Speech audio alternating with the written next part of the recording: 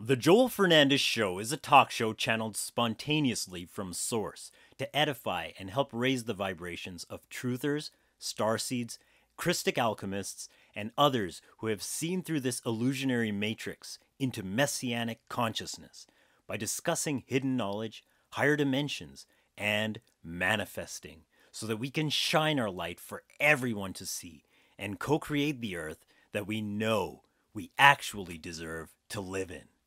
Dope, I gotta go. I'm working on the show. Hey guys, today's April 20th, and you know what that means? I mean, last year it was 420 for a whole month. So this year, I'm just gonna celebrate one day. Like, literally, this should never be used without purpose. You should always do this stuff with a purpose, and Source will literally download crazy information to you once you're able to harness that. So right now, I'm just going to be making a smoothie, and I've got some things to do today, so I'm going to go out first, and then when I come home, we're going to get into the goodies. See you later, guys. Woo! For those of you that don't know, this is how you peel a banana. You don't peel it from this end, you just go from here, you literally just squeeze it. And that's how you peel a banana, guys. You've been doing it wrong all along.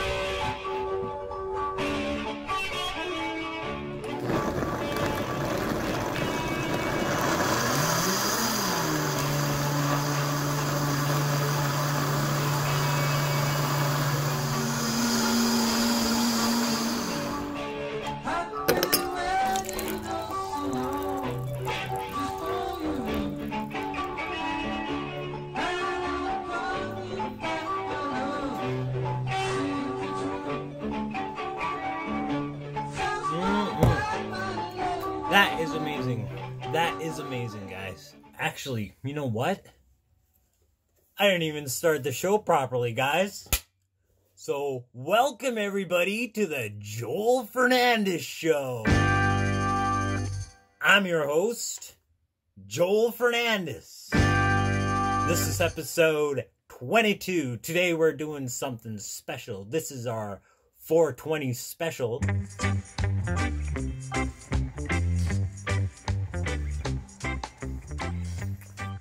Because it's 420 today, well, at least when I'm recording this, we are going to share a bit of history on the God plant. Now, one of the very first things that, of course, made me realize that cannabis wasn't what the institution and society had been telling me all along. Of course, it wasn't legal in Canada while I was growing up. That just happened like literally 2 years ago. Isn't it ironic that just a single tax stamp nullifies all those years of prohibition and locking people up and misinformation? And growing up with a religious background, it was like the worst thing ever. It was lumped in with all the other drugs. But literally one day I was going through the worst situation in my life, like a really bad breakup. Work was crap, school was crap, everything had fallen apart all around me. And one day I just said, you know what? I don't know what to do. I was really stressed out at work, and a buddy of mine said, you know what, let's hang out. You know, I got some things to share with you. And it turned out that he had it there with him, and he's like, you know what, if you want to try it, it's here for you. It might make you feel better. And I'm like, you know what, I'm at the bottom right now. Literally, my whole world had fallen apart, and I tried it that day. And literally, like Bob Marley says, you know, peace filled my soul, and I just felt this intense love and satisfaction, literally harmony. This is what is embodied in the term shanti or shalom. It literally means you're at peace with all things around you. And I realized, why is this illegal of all things? And up until then, I had been drinking like a heavy drinker since maybe my early teens. Of course, in Alberta, the legal drinking age was 18, and since I was 18, I was buying it every night, getting tanked every night.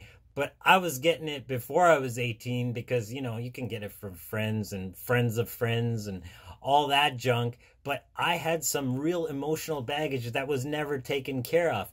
But as soon as I partook of cannabis for the first time, I felt this intense peace and love just fill me, and I realized, why is this illegal? And alcohol, you know, you could just buy as much as you want. There's no warning labels saying, like cigarettes have, that you can get alcohol poisoning. You could literally have this much and die from this stuff.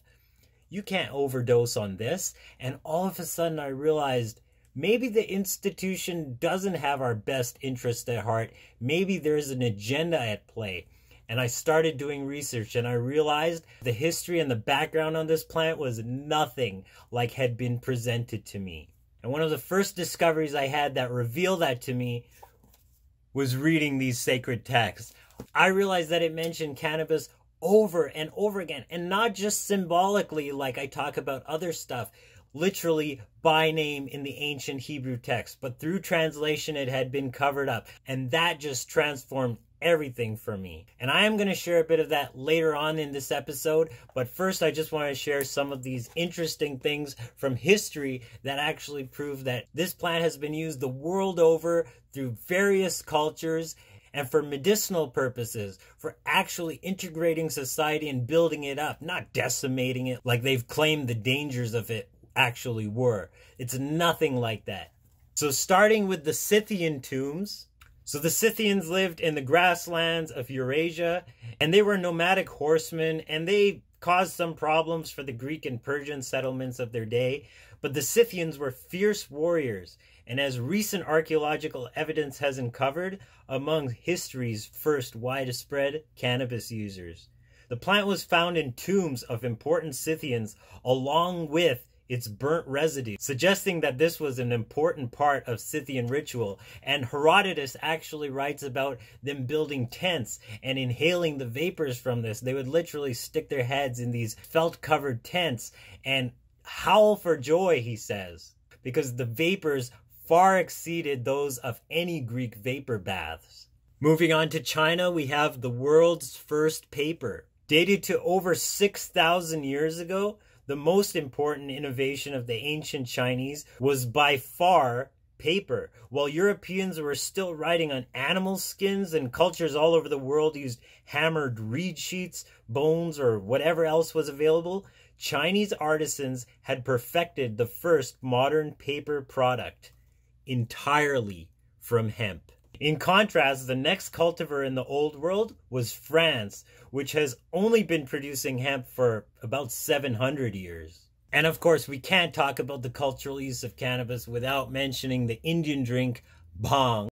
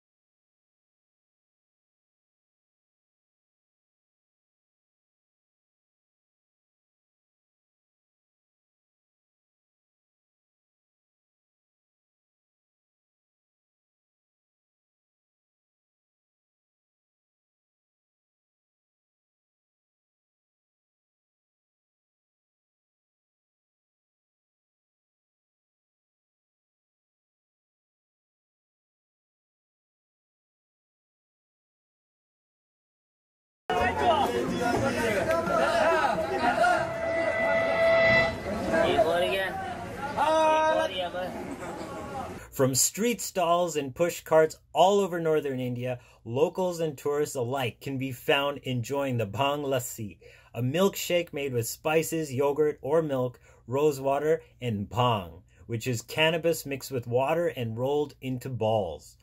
For devout Hindus, the drink is an important part of religious festivals like New Year's celebrations. But the Bhang Lassi is also the northern Indian equivalent of an after-work happy hour, with businessmen and laborers settling down with a cannabis shake after a day's toil. Cappuccino nahi pata?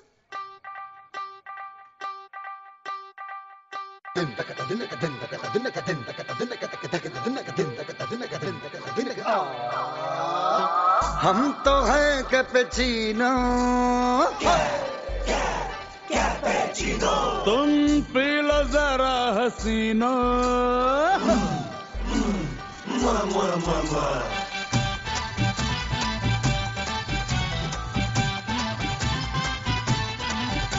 Government-sanctioned shops sell the drinks all over the country, continuing a tradition with ancient Hindu roots that has been practiced in India for millennia. And of course, when the British got to India, an Irishman by the name of William B. O'Shaughnessy found out that this use was going on medicinally, and he took this back to Britain.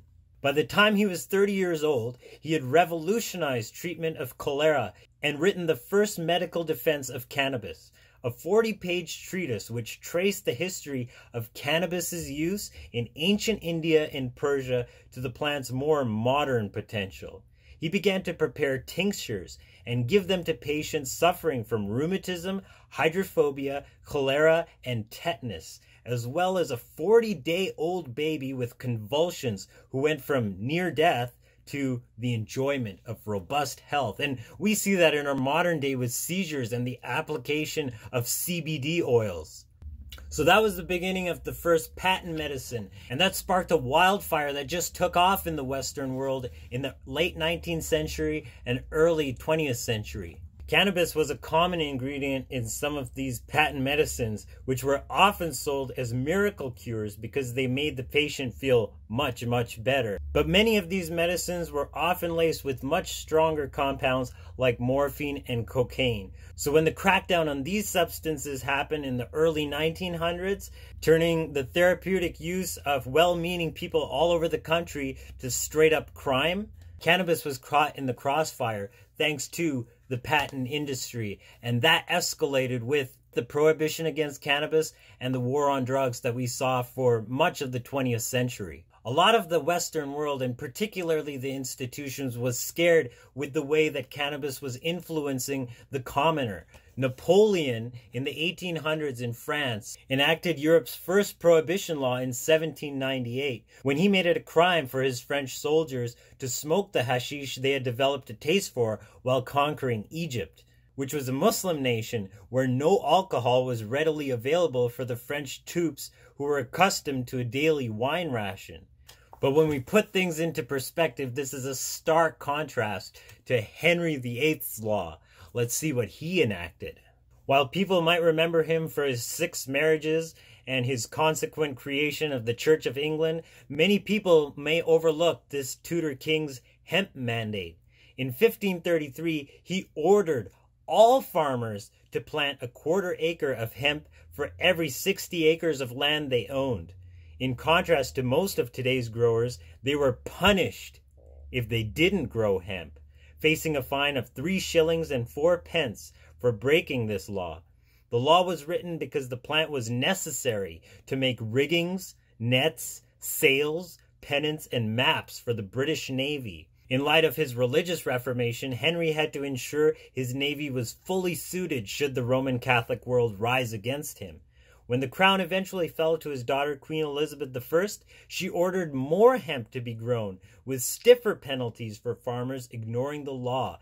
England was facing war with Spain, and this is the thing, from the actual plant of hemp, we get the fibers, some of the strongest fibers in the world, and not only that, hemp grows to its full size in just 1 season, as opposed to many trees that take, several years to grow. We're talking the primary source of pulp, of fiber, not just to make paper and rope, but to make clothes. We're talking hemp seeds that is literally the most balanced source of nutrition known to man. This is literally a wonder plant, and it's no wonder that it's been under attack by institutions throughout history.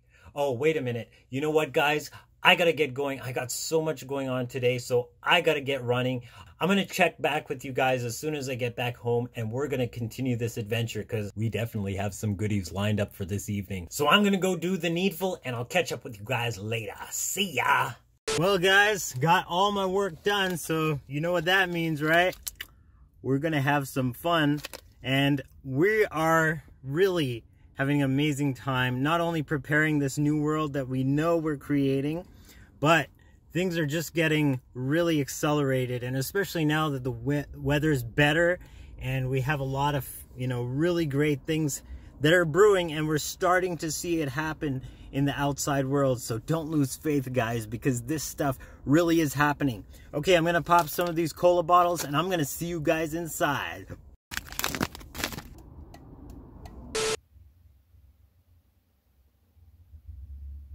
Welcome, Neo. I see you made it to my office. I have a choice for you. You can take this blue pill. It's an indica, so you'll go back to sleep and wake up in your comfy life at home, not knowing a thing. Or you could take this red pill. It's a sativa, so you're gonna wake up in the real world and find out just how deep this rabbit hole goes. The choice is yours, Neo. What? Oh, right. Or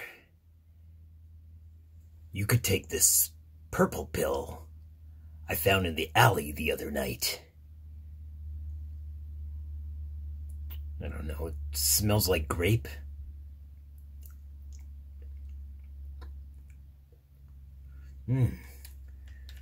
Black cherry. You're now in the Matrix, Neo. Come with me. Alright guys, I just got in the house, and now that I got some goodness in me, I'm going to be spending a couple hours tuning this bad boy. That's right. And if you don't know, I tune my musical instruments all to 432 hertz. I don't do that 440 junk. But I also don't use mean tone temperament, and that's a little bit more difficult to explain. I can explain it briefly. The thing is that the cycle, that the 8-tone octave, it doesn't divide equally in the notes that we have it. But the reason why we have these notes is because of the fifth.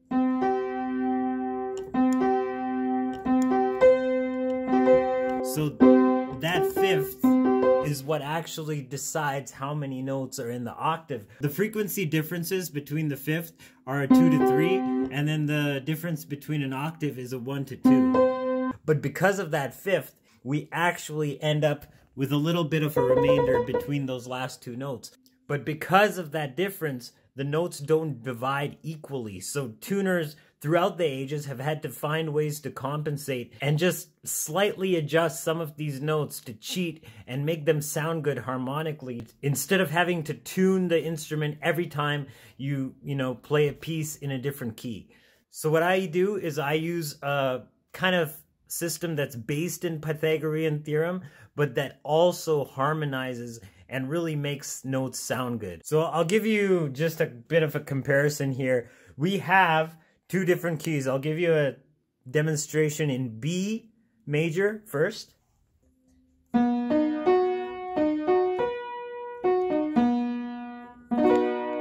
And then we'll just shift that to an F sharp major, which is a lot more brighter.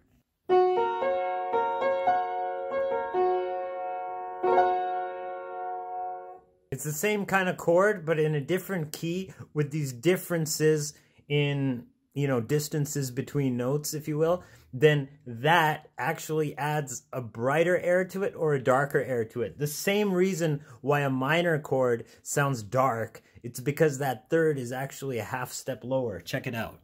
Even in F sharp, that sounds pretty bright, but when we take that to a minor by lowering the third, minor chords automatically have that dark tone to it. So that's what I'm doing, and I used some crazy ratios for that.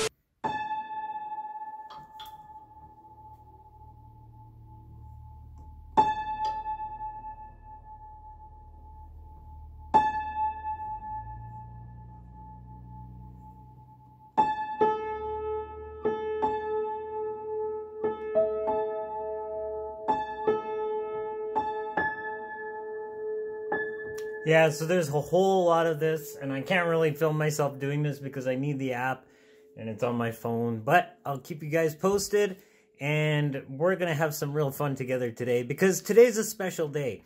And I'm sharing some other information, vlogging, and just sharing stuff, just having fun because this is the Joel Fernandez show. And not only do I share what I do, but I also share insights as to what I see and how we can actually create this better world. So I'll catch up with you guys in a bit. All right, so I got all the A's tuned. All the A's tuned. So we're going to see how that sounds right now to 432. Let's see how that sounds.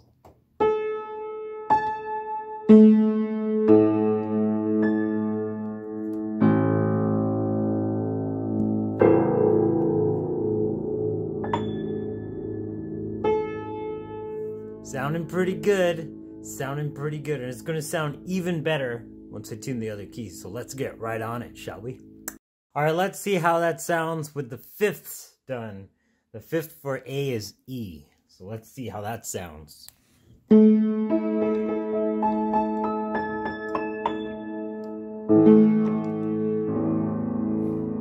remember, that's 432. So that's the vibration that music used to be in harmony with actually the Schumann resonance and the frequency of Earth and, us as material beings. But that was taken from us. It was changed to something slightly off so that we'd actually be at disharmony with the very music that we're listening to. The very music that would actually be healing our very cells. Anyway, I'm going to continue tuning. I'm not going to show you guys the whole process, but I'll show you guys what this sounds like from before to after.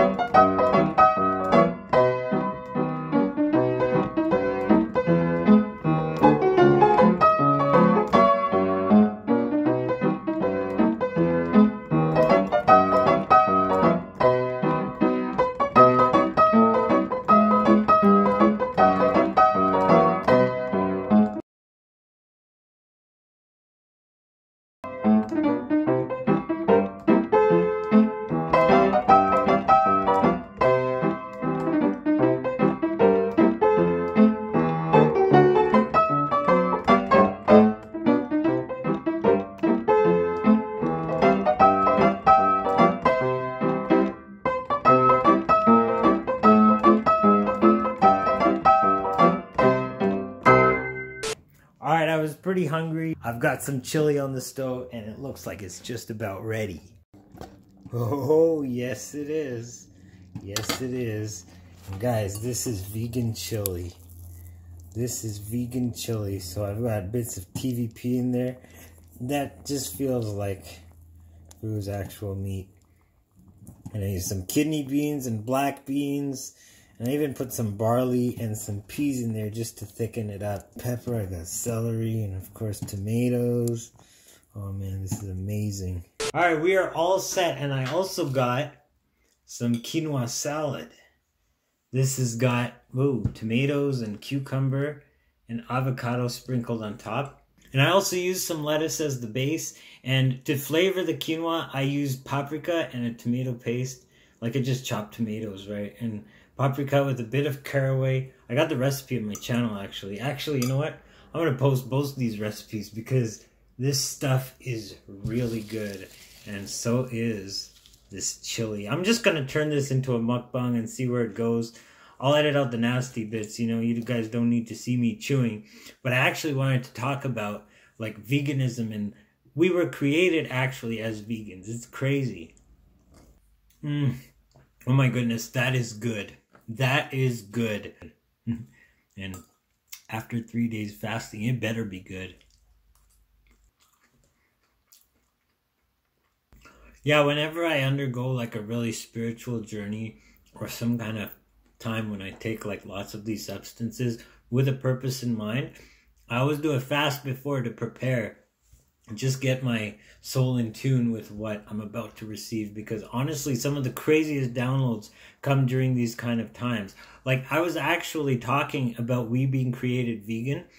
It's been instilled into our species through, let's just say, etheric forces that have actually convinced us that eating like dead animals is healthy for us. That actually comes from a bloodlust in these beings. They're absolutely crazy for blood, and they'll do anything for our blood. I don't know why, but this is what really is instilled in us.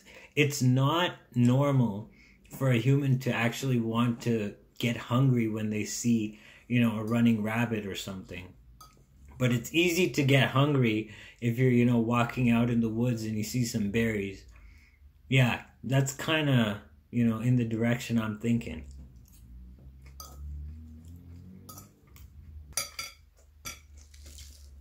I'm going to have some of this chili, actually. Oh, it's still hot. Still hot. That's why I got this spoon, though.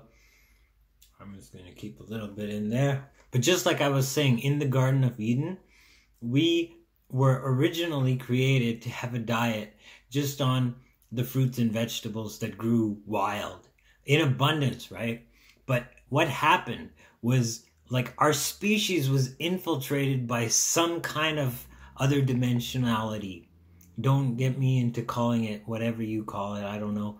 But it was infiltrated because it's not our natural way. And since then, people have been trying to find all these loopholes and all these exceptions to add more of this bloodlust into our culture. It also comes as war. It also comes as some other crazy stuff, like, let's just say, those new shoes out there. These crazy things show up in our society, but they're completely foreign to actual humanity. In fact, because we are partaking of this stuff, we are actually limiting ourselves from achieving that higher state of awareness. So, like, I know people get defensive when you talk about, you know, not eating meat, but the truth is that this has to be revealed to you, that real reason behind it is because it's a bloodlust in our culture, and it needs to be eliminated. So when you do a conscious decision to eliminate it in this, let's try this chili for a bit here. Wow. Still hot, but it's good. It's good. It's good. This is really good. So yeah, like I was saying, when you do your best to eliminate it, you actually start to rise in consciousness, and more downloads come to you. Literally, after I seriously went vegan, like, that's when I purged that office that wasn't really working out, because I manifested a bunch of things that clients wouldn't pay, and, you know, supplies wouldn't come in, and then all the bills went up in double price. So we had to make adjustments, and some of them ended up losing employees, and later on I lost a lot of business. So there was tough decisions based on what was inside me, and I ended up taking the wrong route. Instead of trusting source, instead of going in with the attitude which got me the job, I started trying to work things in the physical and lost it. But as soon as I've set my mind and I'm like, I literally said, I gotta detox this work office. That's what I literally said. So I went raw fruit, literally just fruit, no vegetables, no nuts even, just raw fruit. And I was doing that for like on and off. Like, I was pushing myself pushing myself to do it more and more. But like it took me like 6 weeks to really kick it in gear. And then after that, like literally when I was doing it within the third week, it was within the third week. It was after, I would say like about 17 or 18 days. But this guy walked in and offered me a new job. And not only that, but a space in a warehouse and all this other stuff.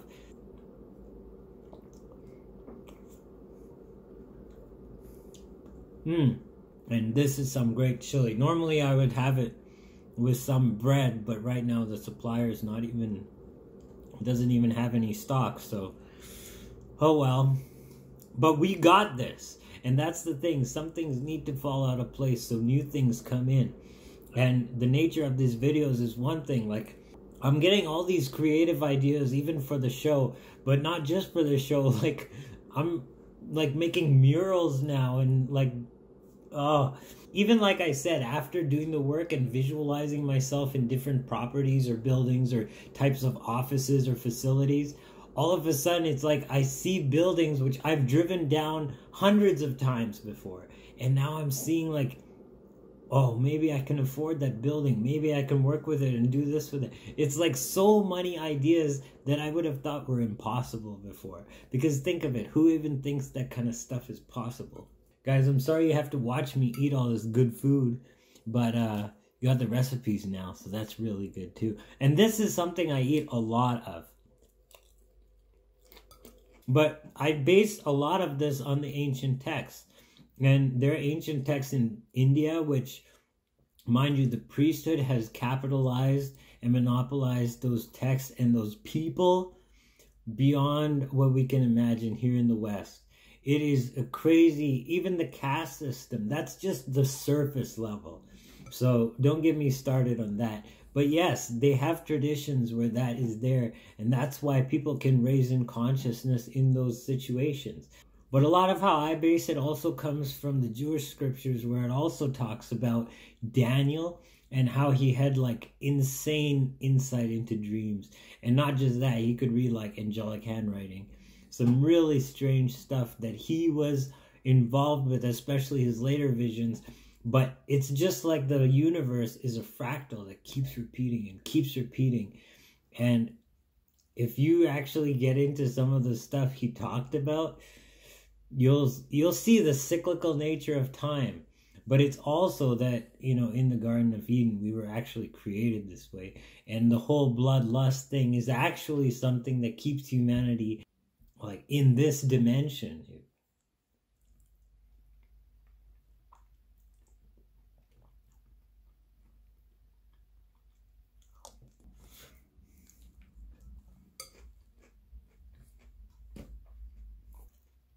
I literally got a ton of recipes on that other channel, so I can just do these like once a month or something.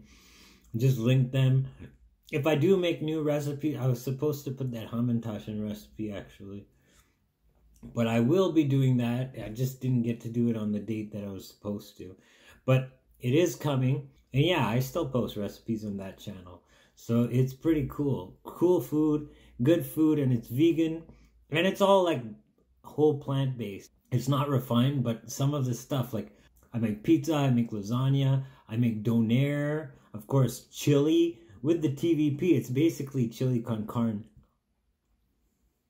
Basically, it's exactly the same. And if I didn't know it was TVP, I'd be like, oh, what? I can't eat this, guys. But you know what? The world doesn't have this revelation. And it's scary because, like, I worked at a hot dog joint, okay? And I saw people just inhale them. Like, one guy ordered 12, and you could tell by looking at him that he was eating them. And I felt so bad because even the place I worked with served meatballs.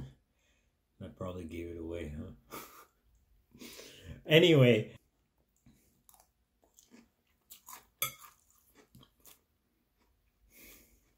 The problem is that this paradigm is all over society. And it's just treated like normal. But nobody really realized what it takes to get that to your plate.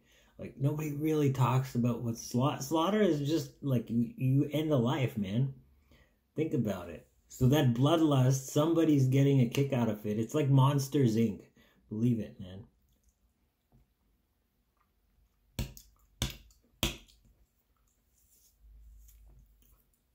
There are these etheric beings all around us, and they're always active. They're never just sitting around.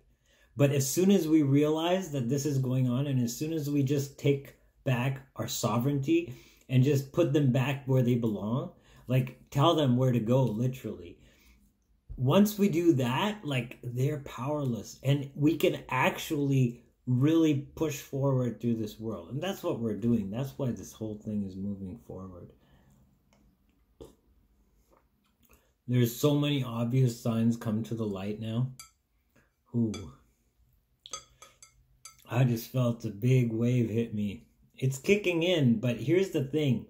I used to use this stuff every day, but literally smoking it. And then like all of a sudden when I got right with my heart space, it was like all of a sudden I was able to use it intermittently, but in doses when before it wouldn't really do much. And it would just like make me feel good, maybe meditate, maybe help me visualize new possibilities, right? It all has a purpose. So if we use it for that purpose, man, it's amazing. But some people don't, right? And they get lost in the, nothing to say that social interaction is bad, but when you're using it in a social context, you really can't apply it for a specific purpose other than to just hang out and loosen up, you know? And that's good too. That's good too. But I mean, if you're developing character, this is so good. This is so good. And right now those edibles are all kicking in. But you know what? I'm actually going to record any revelations I get because I know they're going to come. Like, I've had some profound experiences doing this. And they've only started now that I was able to, you know, now they have that effect. Before they never did.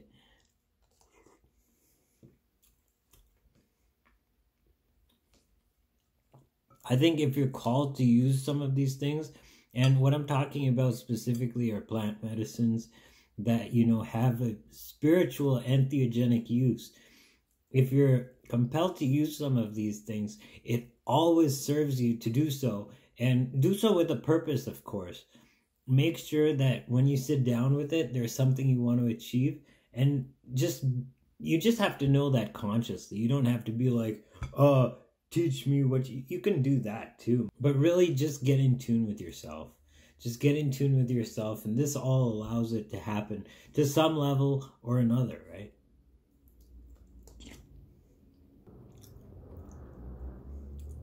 When I was working 9 to 5 every day, I found I needed it, but I also dealt with a lot of crap from customers. But now it's like I have my own business. I've manifested like insane amounts of abundance like never before, and I've always been good with it, but like lately it's just accelerated. And that abundance, like my goodness. But here's the thing, you know, we have to wake up and apply ourselves in this energetic realm. And once we do, things change and we get knocked out of that old job. It might look ugly at first, but what's waiting for us is going to be way better if we've done the work.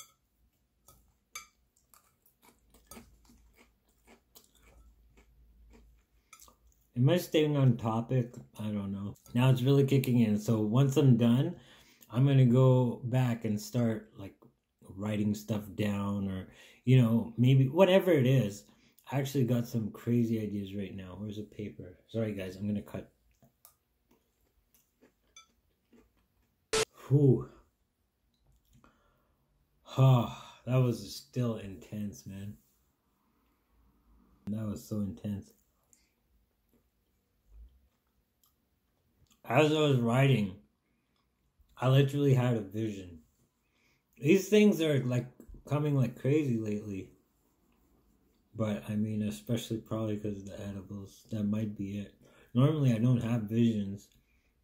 Normally, like if anything, I'll have like this sensation that, you know, the ethers is waving or pulsing, Or like, I've read the scriptures in this state, and man, like, not only do they make sense on all these deep levels, but it's just like you can feel some kind of energy actually beaming at you.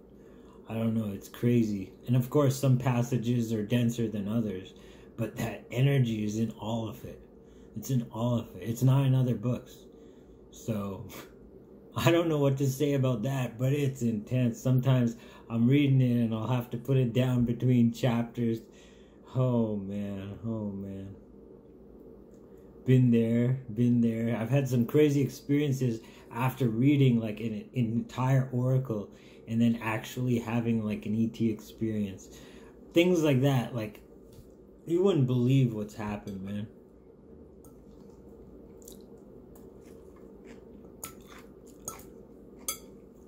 Like that one time,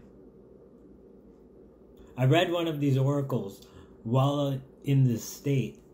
And like, I could feel it wasn't as intense as some others, but the intensity was there. And I could feel this energy. Like, I had to take pauses like a couple times. And then like at the end of it, it was like I felt this clamp and then an electric kind of thing. And I knew what was happening because I was by myself. And I'm like, oh my goodness, they're back. And they did their thing, and then just came back again. And then, but that happened when I was reading this oracle in this state. So as soon as I finished the last word, and it was intense, mind you, is just beaming at me like this energetic, like a laser beam almost. Like I'm flying into the middle of a laser beam. Oh man. Like, you know, we all say we want visions. But, yeah. Sorry about that break, guys. But we all say we want visions, but some of the imagery or some of the knowledge that comes to you after you see one of these things, like, it's just so intense. Bearing it, like, you know, we say we want visions, but can we bear what they actually bring? I think Source is training a lot of us right now to actually get into a state where we can receive more and more visions, and showing us things slowly, you know, like slowly pulling back that veil, not doing it all at once, because it will shock us. When we really do see these energetic beings for what they really are, it's going to shock us. But I know it's happening to me much, much more often. But I know my authority, and I know how to just kick them out. And it's funny watching them sizzle right in front of you. All it takes is one drop of blood. You know what I'm talking about. But that's the power of these scriptures.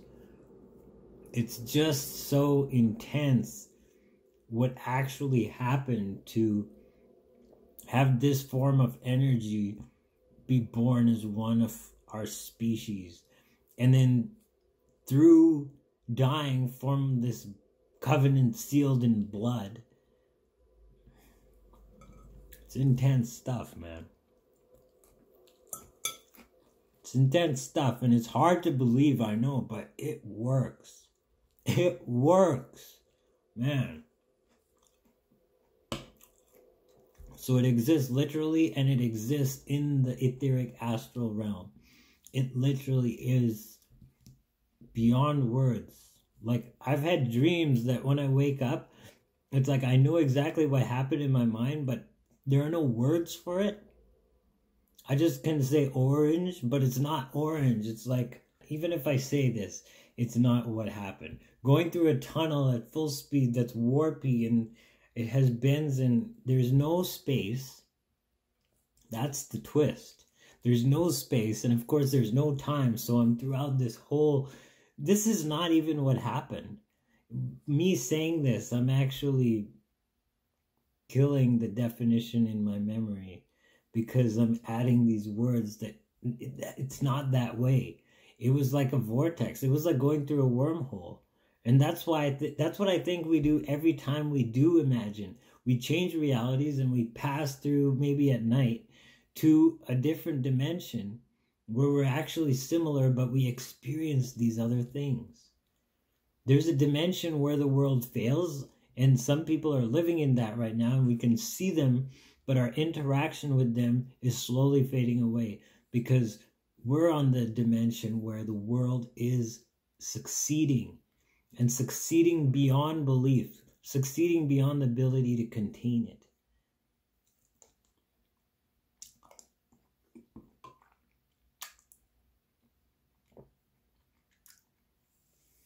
For those of us that shine our light, that actively shine our light and actually do things for the sake of Source, it's coming to us.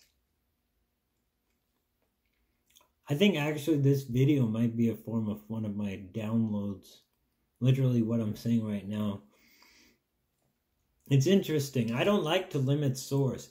And the thing is that every time I do these experiences, I do them like once a month on the cornerstones of each of the months, because like that's the best time, and it's also festive, so it makes it, you know, more something respectable, and I get all excited about it, but then I take it seriously and I really get in tune with Source. And actually, one thing to mention about this day, the cornerstone is actually on the 22nd, but the reason I'm doing it on the 20th is not only because it is April 20th, but the reason I'm doing it on the 20th is because the day that my Christic seed, the actual chrism in me, is in the most critical point, it is that day.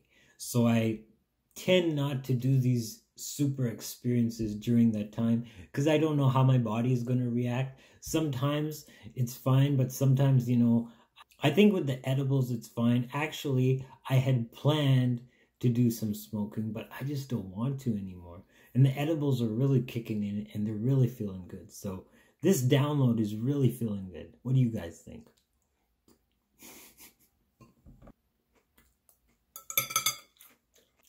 No. Thing is, for me, it was medicinal, but for the mind. It was like food for the soul, and that's what I look at it as now. But now doing it intermittently like this, it's just out of this world.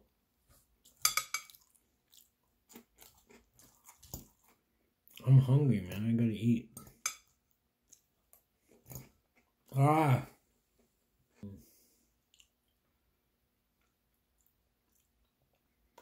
No, I'll finish it.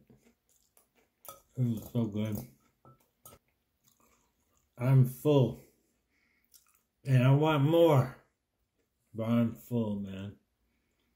Oh. You know why I'm full is because I was fasting yesterday. That's why I broke it on smoothie. I never have smoothies, man.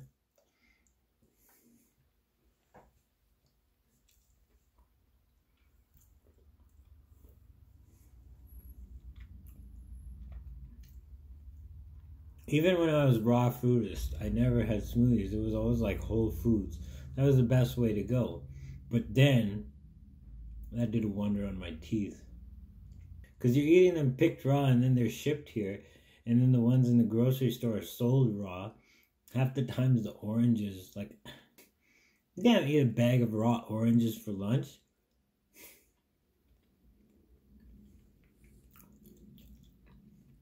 But out here, some months, that was all we had. That was all we had for fruit. So, it was oranges. Cleaned me up pretty good. But then it also caused a bunch of problems that I didn't need. So, it's just that I knew that veganism was the way to go. And then I'm like, well, if fruit is the perfect food, then fruit is the way to go. But I'm down with cooking grains sometimes. And the thing is, I love fruit too. I'm going to eat fruit. Actually, in the video for the cornerstone, you're supposed to just eat fruit all day with a salad of sprouts. That's one of the things that you do on that day. That's kind of neat. And that's just an example to show, like, to actually clean yourself. You know, me, I can do water fasting. But you know, it's still good to just do fruit sometimes. It's really good.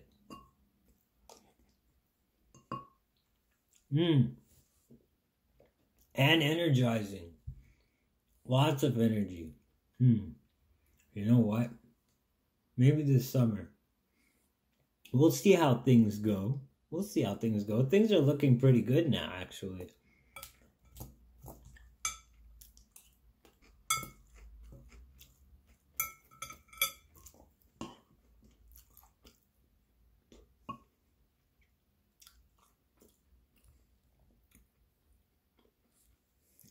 It's just getting dark now. Should I move the car?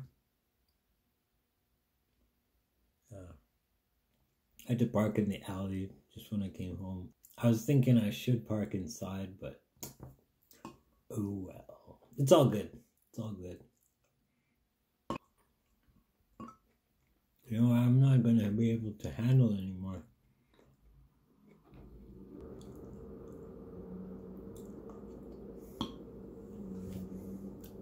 I'll try it. I'm not going to eat anymore, guys. I'm just going to finish this and then we'll cut.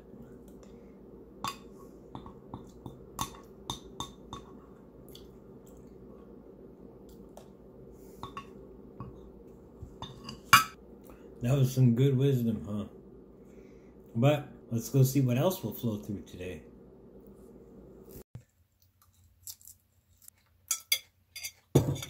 I know I'm still eating, right? Got my food back there just to make sure.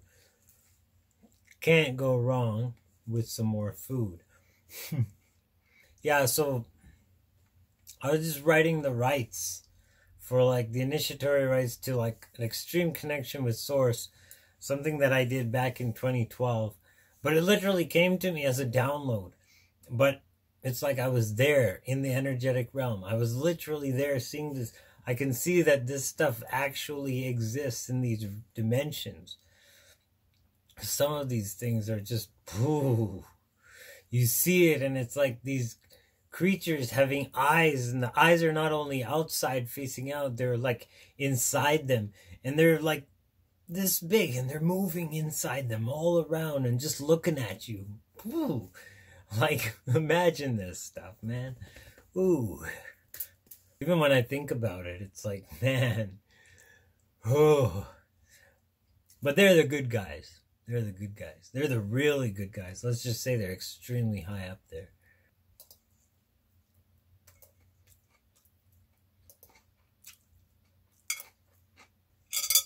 I'm feeling it, man, but I'm still hungry. But I'm full.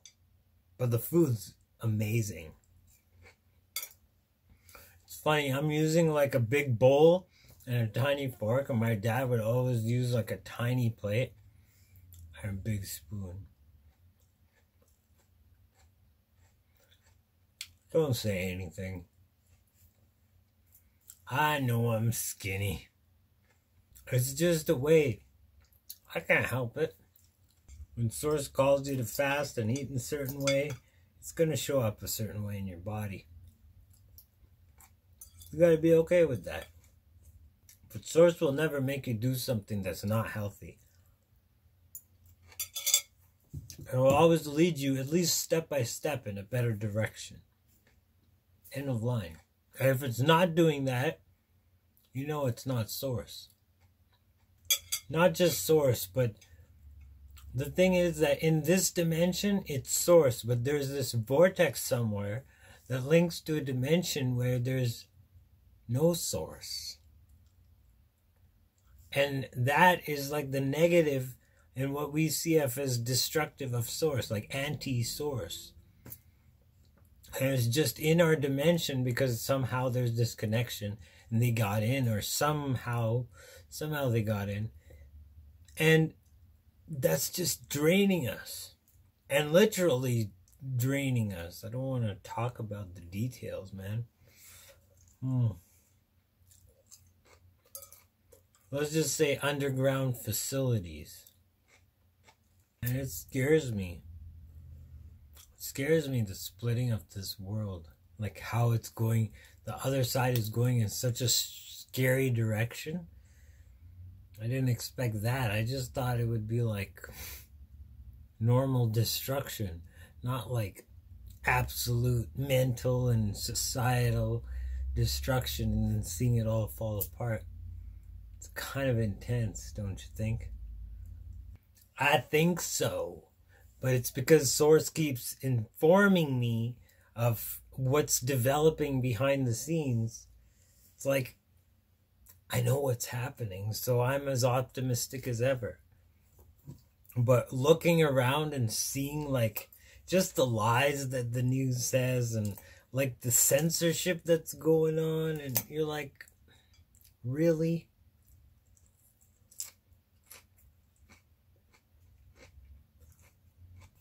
People need to wake up.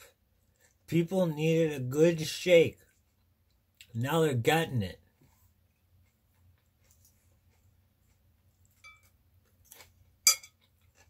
Sometimes when I talk, Source is talking through me. I was one of those times. Really, people needed to wake up. There's no going back. There's no going back. But once truth is revealed, it's not going to be the way they thought it would be. Yes, there's going to be a reset. But it's not going to be what they thought it would be. In fact, everything that they're doing is going to be turned around 180 degrees. You're going to see it. Let's get back to work. The initiate is given, like I knew this already. I'm just writing the details down now. But the analogies in the visions are in the book already, so I already wrote it, that vision down. The actual literal thing of what happens in the court when you go through these 7 rites, it's like I just got to write the steps down. So I'm going to get to that right now and come back to you later. So this is actually an initiatory rite that actually brings you through the 7 layers of manifest reality, if you will, i.e. the 7 heavens, the 7 chakras, the 7 colors of the rainbow. I mean, it's all manifest of this one thing that's constantly emanating and creating itself as physical creation. So all physical creation is just a shadow of literally this one thing. So yeah, I've been thinking of smoking, but like I just don't want to. And to be honest, like the effect of this is just way better now. It's like I don't want that anymore. I don't need that anymore. I'm sketching some Hebrew art. It's a song. It's a song, but this is actually text from the Oracle of Joel. They rush on the city, they run on the wall. Great is the army that carries out his word. They rush on the city, they run on the wall. Great is the army that carries out his word. The Lord utters his voice before his army. The Lord utters his voice before his army. Blow the trumpet in Zion, Zion. Sound the alarm on my holy mountain. Blow the trumpet in Zion, Zion.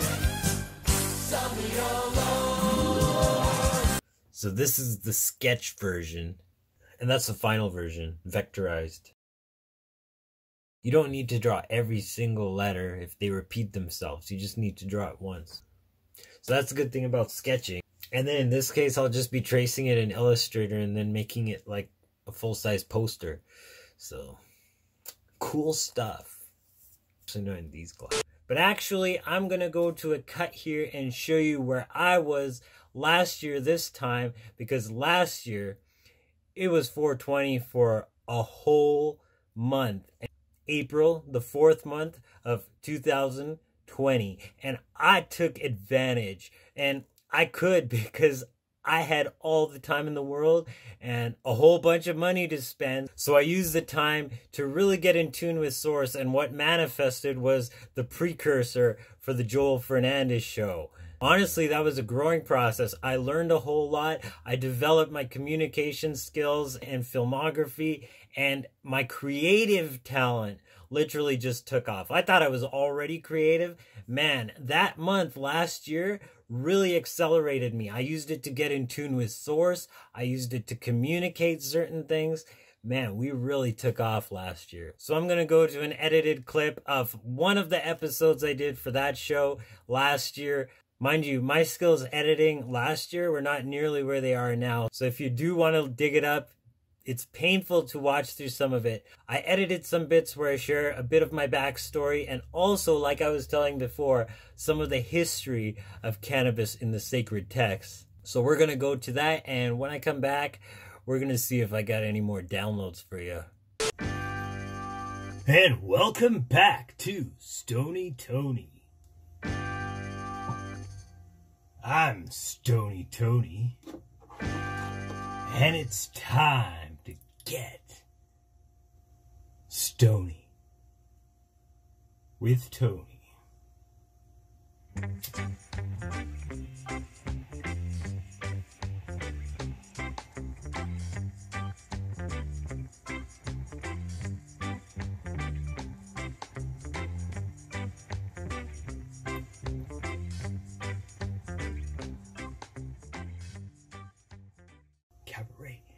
Cabaret really facilitates the message coming through. Well, let's hit it again.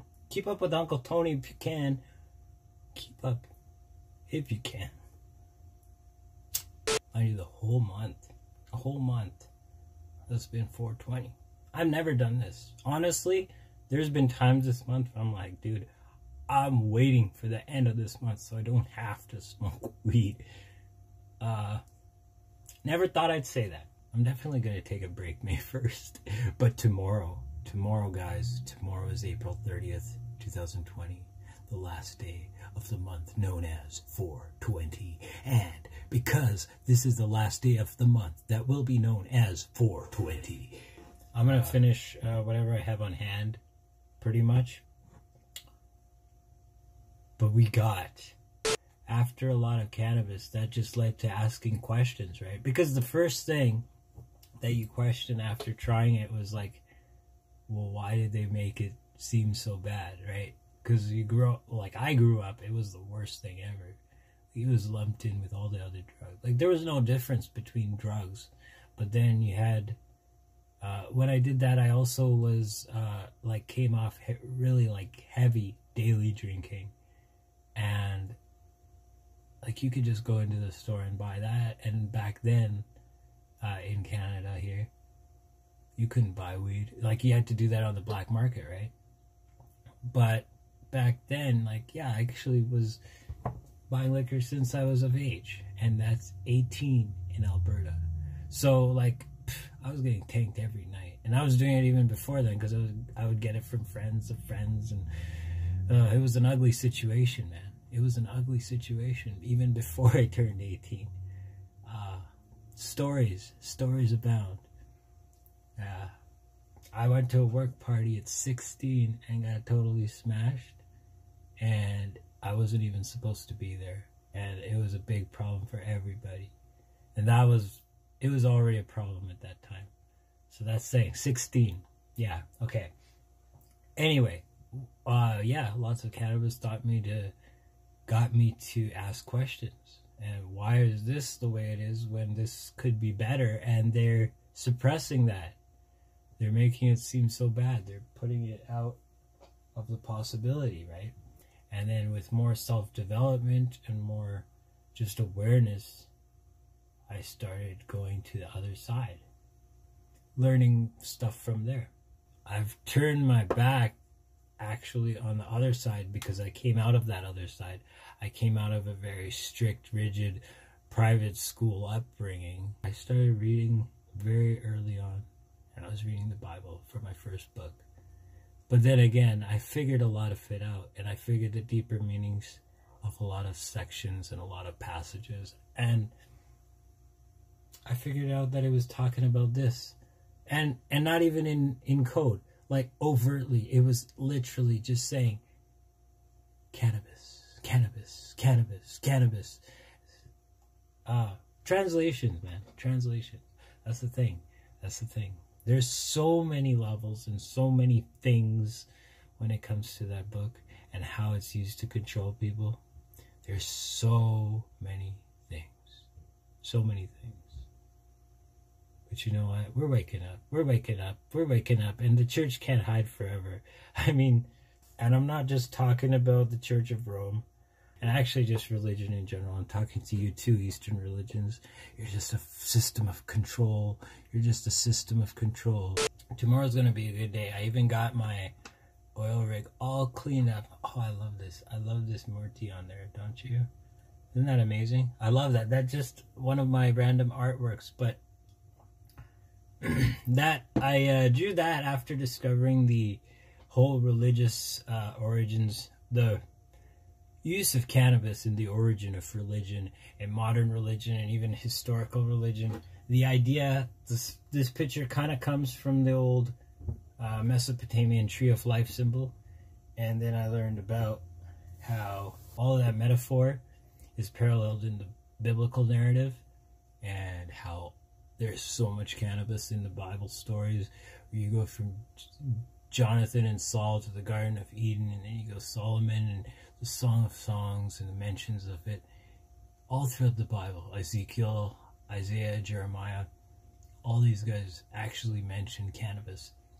Then Moses, my goodness, man. If it wasn't for Moses, you wouldn't even have the Jewish religion, and it's mentioned right there in the recipe for the anointing oil. So we are talking the entire Jewish religion, and because it's in the anointing oil, that's why Jesus became the Messiah, the Christ, because of the anointing.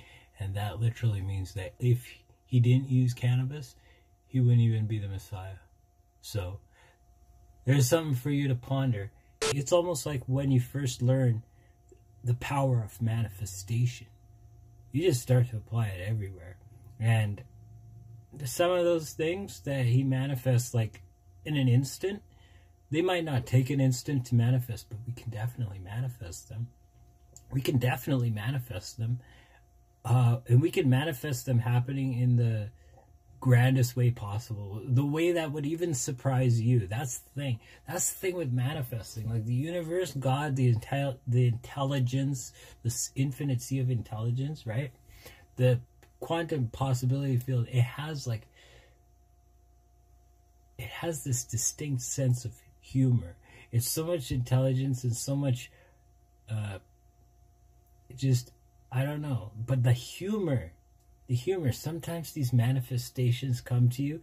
The humor can't be described because it's unparalleled, but it's just some kind of intricate humor that's just like, you know, it exposes it in the most ironic way. It's irony. It's irony. That's just saying, experiment with yourself, find out what works with you, expand your mind, free your perception. That is number one. Once you see that, and that we're living in a universe of unlimited potential, quantum possibilities, and you start to plug in and download some of those and experience some of those and actually manifest some of those, you're going to start to see the true potential of who we are.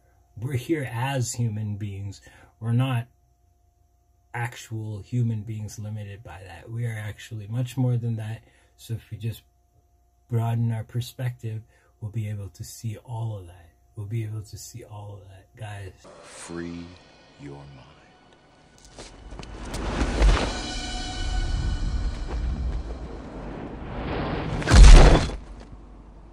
In my dreams, like, as soon as I figure out that I'm in a dream and I'm lucid, the first thing I'll freaking do is explore at lightning speed. Like, I'll just go off in whatever direction I can. I'm like, let me explore this freaking building. Let me explore this freaking landscape. Let me explore. And that's just the way I am. And that's what happens in the other realms. That's what happens in this realm too. So it's like, you can't hold me back. And information is currency. Knowledge is key. Dormans Vigila. Basically means when you're sleeping, be watchful. Be watchful, because You actually are going to places and you're discovering things and you're going on adventures and you're exploring things. You're exploring things. You're an explorer. You're a cosmonaut. You don't need a spacesuit and a rocket ship to go out anywhere. You're a cosmonaut. And we visit these realms every night in dream space. Just be watchful. Just be attentive. Just be aware of where you're going. Write down your dreams when you wake up. Keep a dream journal. Manifest. Visualize. Script. Journal. Intend. Nothing beats setting your intention. Setting your visual. Boom. Download. We got this.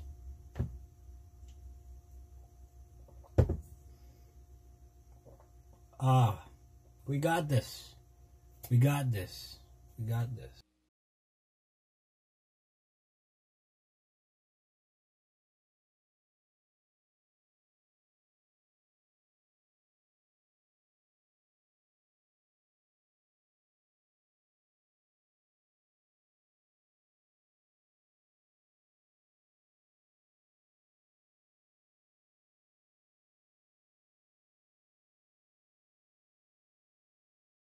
So I've been downloading,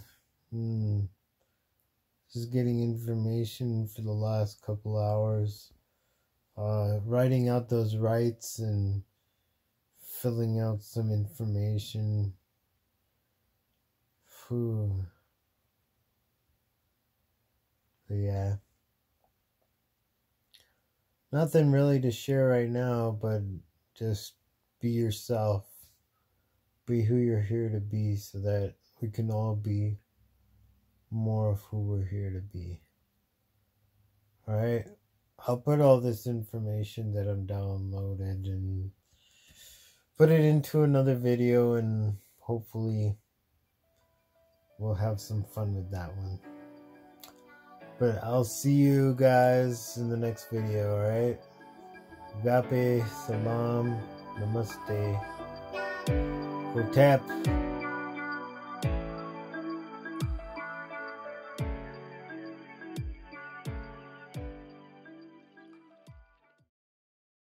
What was I saying? That's the problem with this, though. Oh, look at those eyes, man. Oh. Yeah, keep these on. Tap. I couldn't even do that right.